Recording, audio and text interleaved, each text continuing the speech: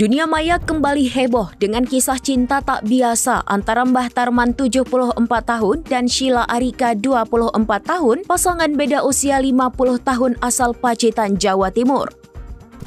Namun romansa yang awalnya bikin iri warganet itu kini berubah jadi drama penuh teka-teki setelah muncul kabar bahwa mahar 3 miliar yang diberikan Mbah Tarman ternyata diduga palsu.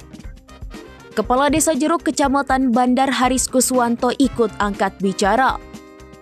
Menurutnya sehari setelah pesta pernikahan, Mbah Tarman sempat terlihat meninggalkan rumah lalu kembali sebentar dan kemudian menghilang lagi bersama sang istri muda. Tak berhenti di situ, warganet makin geger setelah diketahui bahwa mobil mewah yang dijanjikan Mbah Tarman sebagai hadiah ternyata mobil rentalan yang digadai 50 juta rupiah.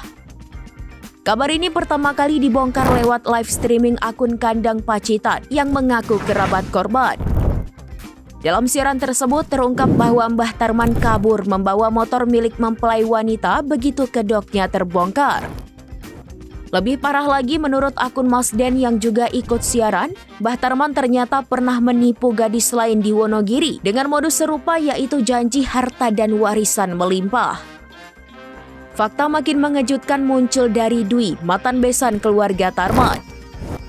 Ia mengaku Mbah Tarman pernah dipenjara 2 tahun karena kasus penipuan jual beli pedang samurai senilai 1 miliar rupiah.